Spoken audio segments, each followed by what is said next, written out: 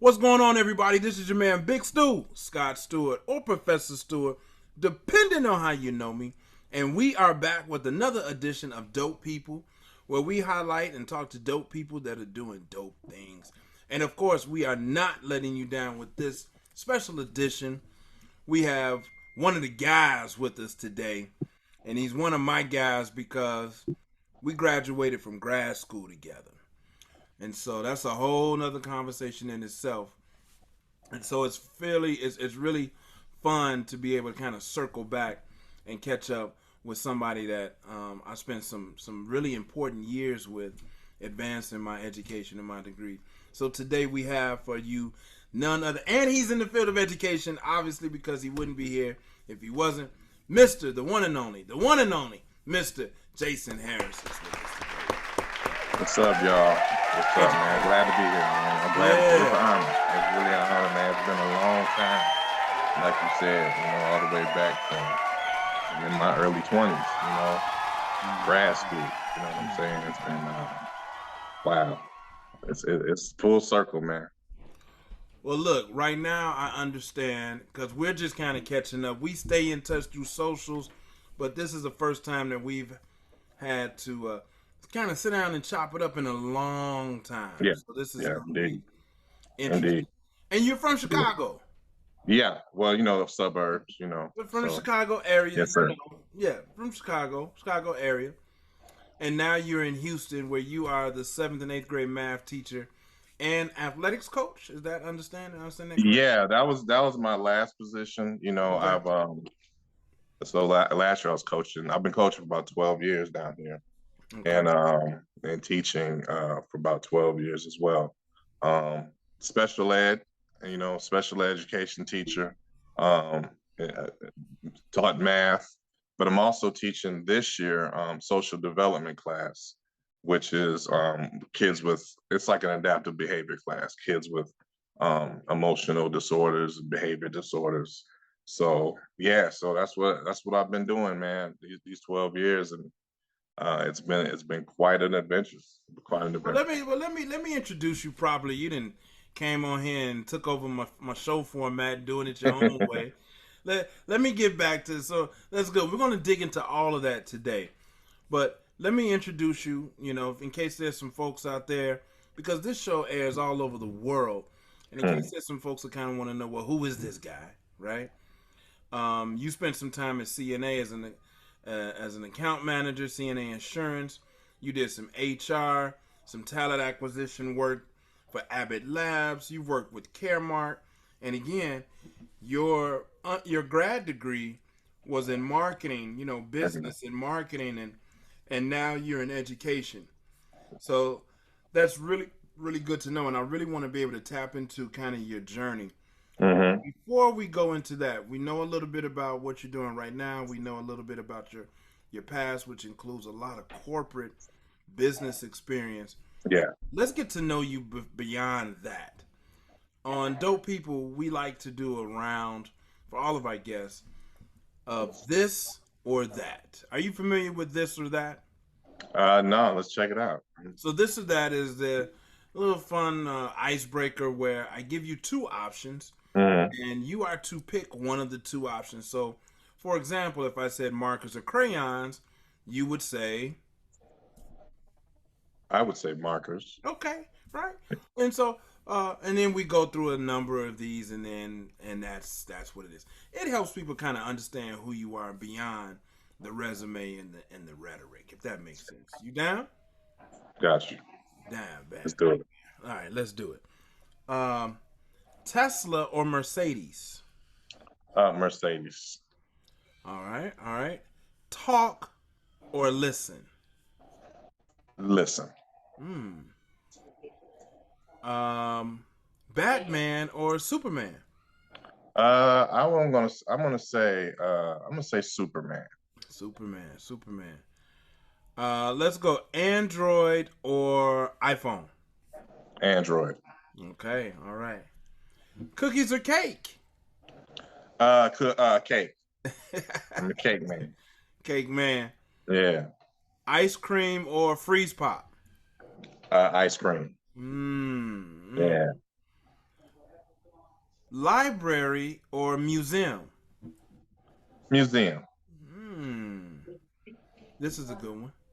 Reading or writing? That is the good one. I would say reading. Hmm. Pancakes or waffles? Just had this conversation with the wife yesterday. Waffles. Teachers or parents? Mm, I'm gonna have to say parents. Hmm. Parents. Teachers or principals? Teachers. Hmm. Teachers. Interesting. Interesting. Everything got to be in order. You Everything know. got to be in order. Them teachers, huh? Here's the last one. Hmm. PWI or HBCU? Oh man, Alabama State, man, HBCU all day. And there you I am have it, swag. people. You know what I'm And, saying? and the swag, you got to rep that swag. There you have it, people. You have Yes, sir. Yes, completed sir. a round of this or that. So what's up, Jason, man? What's happening, Man, man? What's man, going on, bro? I'm good, man. I'm good, blessed. Mm-hmm. Um, glad to chop it up with you, man. This is dope, man. Dope people, Appreciate it. Dope dope people. podcast. You are dope people, man. I appreciate that. I appreciate that. So we were just chopping it up in the pregame a little bit. Both of us completed our masters together. Roosevelt University, the prestigious Roosevelt University here in Chicago. Marketing was our focus, right? Mm-hmm. And here it is that you're now in education. But before we Yeah. get to that, what kind of student were you in like middle school through high school, bro? Like sixth, seventh, eighth grade, ninth, 10, 11, 12. What kind of student were you, man? What kind of grades did you get? Tell us a little bit about that. I was average. You know what I mean? I was average, not because I had average ability or intelligence. It's just I had average ambition in terms of my studies. So I did just enough, you know. I was always in like honors classes and all that. So my intelligence would get me by, but I didn't really ever put the like work in to where I could have been a straight A student. So I Where did said, that? Where do you think that came from? Because it was. Would you say that came from your parents? Because I identify I was the same way, right? I yeah, think I was trying to be cool or fit in. What was it for you that now you realize, like when you look back, like where do you think you got that whole identity from? Of it was okay to be average. you know what? I would be more concerned about playing sports, the athlete side of student athlete, or maybe when I was younger, I was a little better student. Once I got into high school, that's when the averageness, I'm just trying to stay eligible. You know what I'm saying? And it just, I didn't see the like advantage of being an excellent student. It just wasn't in the forefront. And that could have been from a variety of things, man, influences, stuff going on or whatever. But I just was average, man. Now, Definitely. you the only child, or you got siblings, or what? I have one sister. Yeah, Man, younger sister. man, man. Yeah. And your parents were together, or did parents They split up, or what? they were together. Wow, wow. So, okay, man, I wonder if there. And so now you're in the classroom. Hmm. We're going back into how you got there, but Yeah. for um, what I needed to put out. So I've been doing this podcast for a while, and one of the things that's lacking on here is black male educators. Yes. I don't talk to enough of them. I've talked to Yeah. quite a few people now, and only two, three, four, three or four black male educators so far. Mm. Yeah. And so when you talk about that, not having the aspiration of something that you didn't see the value in why it was worth putting in the effort to be this excellent student, do you think that's changed much in the classrooms today when your black boys what they aspire to, or you think that's still kind of the same? I think, yeah, I think it hasn't changed much, you know what I'm saying, in terms of, how a lot of them prioritize things. Like down here, even at home too, but down here football is everything. So you have kids who's solely focus on playing football and being the best at that and training and off season and putting in work all the time. But like myself, you're just trying to stay eligible just so you can play. That your focus is the athletics, Mm. and you do what you have to do for grade wise, you know what I'm saying? And things are, we can get into it later, but talking about education, but things are really laid up sweet for these kids now to keep up with work and all that. A lot more cooperation from teachers to, you know what I'm saying? So and that just encourages more apathy and laziness in terms of doing work and stuff like that nowadays. I think. You down in Texas, bro. Yeah. Y'all are known in education for being the catalyst behind our nation's public educational system Hmm. and textbooks. The textbooks, bro. Y'all make the largest orders for Pearson and Wilcox or whatever those other textbook publishers are. And I understand recently that Texas had moved to ban some teaching, some education from. How you dealing with this stuff, man? They don't want you to talk about slavery, and you no longer have to talk about "I Have a Dream" speech and Frederick Douglass being written out of the. Does any of that affect you at all in any of that you do right now?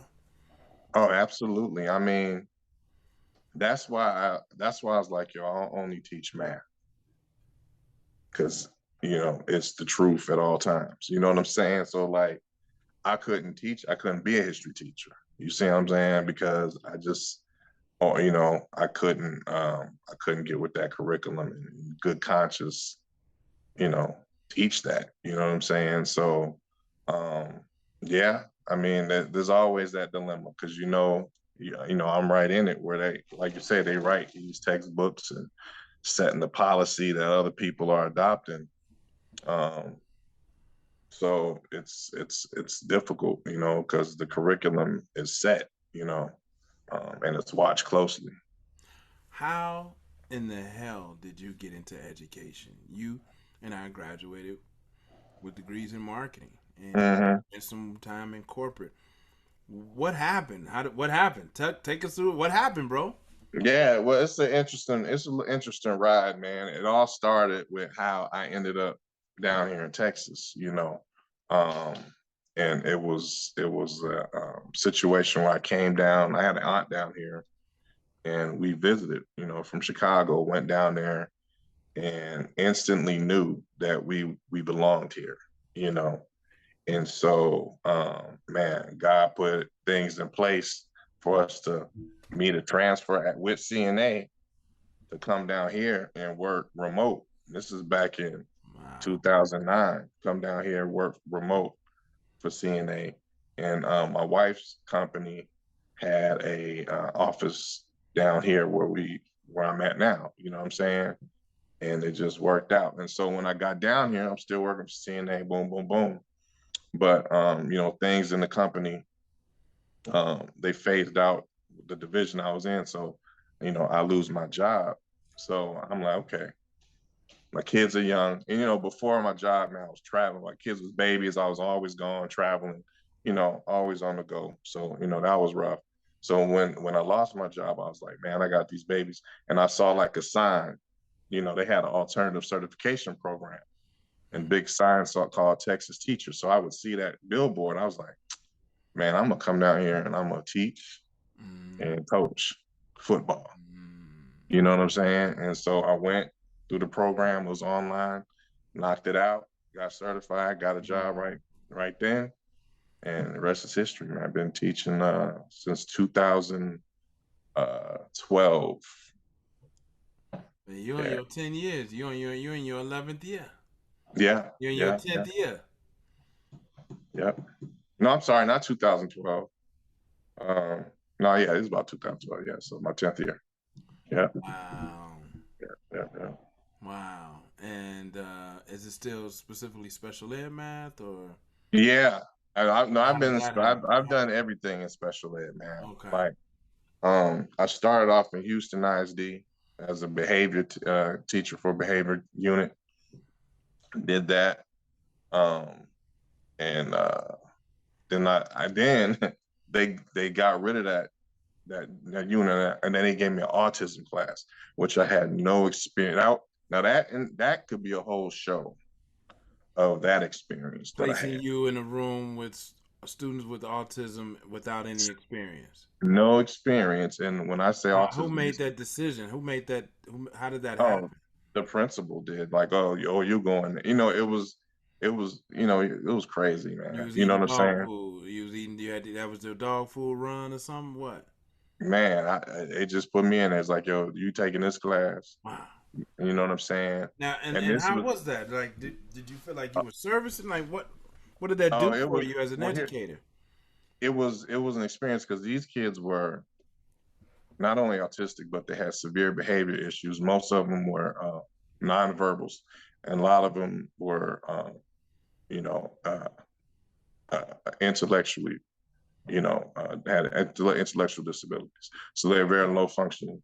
A lot of them had toileting issues, really severe behaviors, violent runners, all in this class. I was told I had one of the roughest classes in the district. Houston is the third largest, or fourth in the nation. So yeah, man. But you know what? I learned a lot. I'll tell you that. That year was very difficult, but had to learn uh, all about autism and dealing with people with autism on the fly.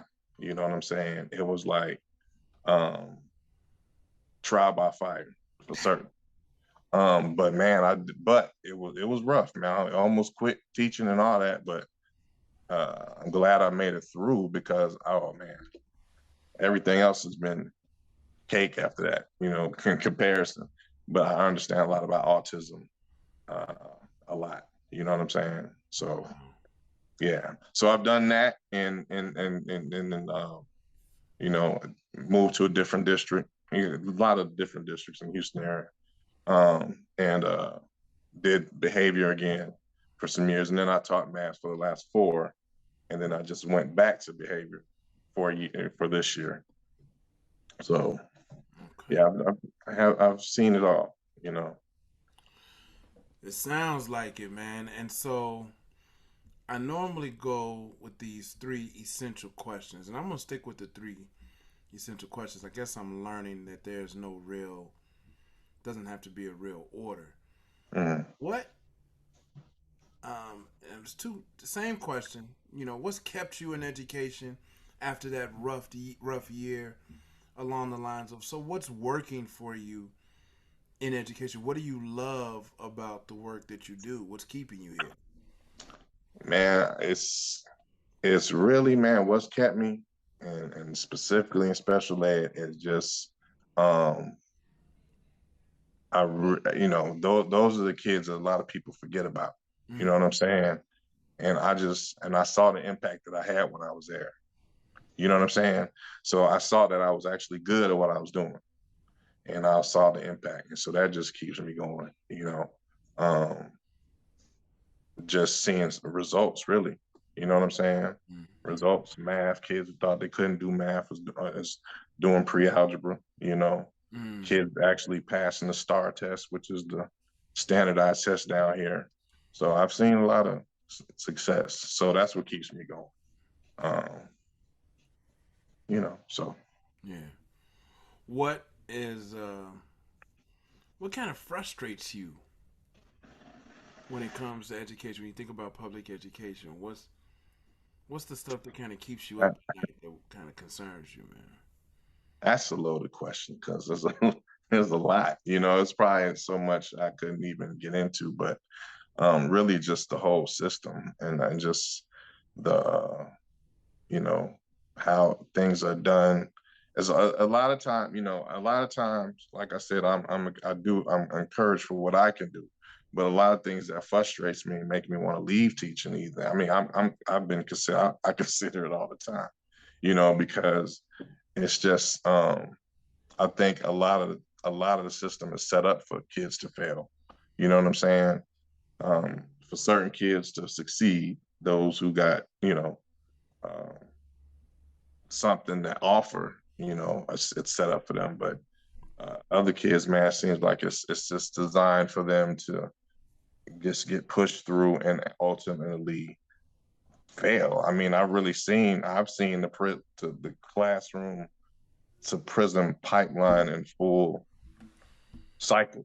You know, I got a kid right now serving that was in my class when he was in 8th grade, now serving double murder. You know, So you see it, you know what I'm saying? Because they don't put high expectations on those kids. You know what I'm saying? They give them low expectations, and these kids know they got low expectations, so they demonstrate to that level. You know what I'm saying? Don't even meet that. So that is a lot. There's a lot that frustrates. So it's almost you kind of working against your own conscience sometimes. But you got to remember though, if not you to be there, especially being a black man, to advocate for them, to stand. Because I find myself doing that a lot. I find myself doing a lot of advocating for kids because people try to run kids over. Are you what population? What cultural population are you serving? Um, Currently in the school I'm at now, um, it's a good mix, man. It's a good mix of white kids, black, Latino. So it's a good mix. Yeah, Texas does that. Y'all got a Yeah, yeah. pretty diverse state. Even the city. I mean, certain parts, the schools are. Certain parts. Yeah. So, when you think about your journey in education, Hmm. where you started as this average, mediocre grade getting kid playing sports with a advanced degree in marketing, business, corporate experience. Now you're in education working with a population of people, the students that lots of people don't respect or honor, forget about. Yeah. Hmm. The future of education, what does it need to be? What's your dream vision of how education should be? What does it You need know, to be it, it going needs forward? to it needs to make sense. You know what I'm saying? Like back in the day, it made sense. I'm like, I don't know if you watched Kwame Brown when he was talking about, man, put trades back in schools and stuff like that. Like that stuff is essential. You know what I'm saying? Like we gotta make school relevant for everybody. So that instead of just, I think a lot of times, so if you got a kid with, who's not academically able, right? Maybe have disabilities or whatever, and all you're doing is pushing uh, uh, these academic standards for the sake of a test, right? For the sake of a test that is designed to make money at the end of the day. It's a political thing, you know what I'm saying? It's lobbyists that's behind these tests that these kids are forced to take. And so you teaching everything is about passing this test. They call it the STAR test. Everything's about the STAR test. Pressures put on kids, pass the STAR test, teachers are accountable for the STAR test, right? Mm-hmm. So it's all contractual and about money making. You know what I'm saying? It's not about educating the kids. So, uh, Mm-hmm. I mean, that's really what's going on. Mm-hmm. Wow. What else you working on, man? Anything that you want to share with us? That this is all over the United States. We're on 4 continents, 39 different countries, if I'm not mistaken. Yeah, I want people to know, man. What do you want them to tap into? man, that's a good I mean, you here on question. dope people. You wanted to you a dope person. Appreciate you. Yeah, man. I'm just right now. I'm in the trenches, just doing the work. But in terms of what's next, man, who knows, man. I'm pretty active on social media. There's a lot going on. I like to comment on things and uh, You pretty give kind of opinionated. pretty opinionated, man. So let me I don't. go ahead. I'm sorry. Yeah, I kind of go against the grain in terms of uh, the common. I won't even say common, but the the narrative that's out there. I try to go against that. You know what I'm Well, let me saying? let me do something I've never done before here, and I'm only doing this because we know each other. Hmm. I'm interested to know your take. I don't even know. I don't know how you're gonna respond to this at all. What's your take on Ye? Well, I'm glad you asked. um, Man, I think what we're seeing with him, man, is something that's remarkable in the sense that um, he's advocating for free thinking. You know what I'm saying? He's exposing groupthink, right? He's exposing um, the conditioning of our minds. Um, regardless of what you think about what he says and your opinion of it, that man has a right to it, right? And we got to preserve the right to have that, the ability to think and talk, have ideas, and exchange them, right? And so he's bringing all that to the table. So regardless into what you think of his words, you know what I'm saying, or what he's saying, he has the right to say it. And if you listen, you might learn something. So Hmm. that's my take on it. Thank you for sharing. Thank you No for doubt, no sharing. doubt, no Yeah, doubt. I couldn't have said it better. But Hey, listen, brother. You didn't need me for this at all, but you are officially dope stamped. Uh, appreciate it. you didn't need Appreciate that from me. You came already it. dope stamped. Yeah, So I'm just throwing mine on you, man. no doubt. Definitely good to catch up with you, Yes, sir. to hear about what you're doing, to see that you are still a father and a husband and a upwardly mobile, free thinking black man No out doubt. here doing dope things in areas that just don't get the shine that it deserves, man. And this is my version of. I normally would shout this dude. I'm not gonna even say it. And when I'm against people, I don't even say their names. But I can't even say dude name right now because I ain't really rocking with him. But I want to give you your flowers today, dog. Just know that. No doubt. No Give you doubt. your flowers. These are your flowers. Word. Appreciate you coming on. Where can the people find you? You say you're pretty heavy on social. Where can they find you at, bro? Yeah. At on Instagram, Yeah. it's at JustBeYou. That's JUSBEEYOU. Okay. And then on Twitter at JBoo77. JBoo77. Yes, Indeed. sir. Hey, listen. Well, thank you all for chiming in, man. There's people all over the world that check this podcast out, man. You are now in the archives. It's official. They can never take that away from you. Word. You already know what it is. Until next time, everybody. Peace. Peace.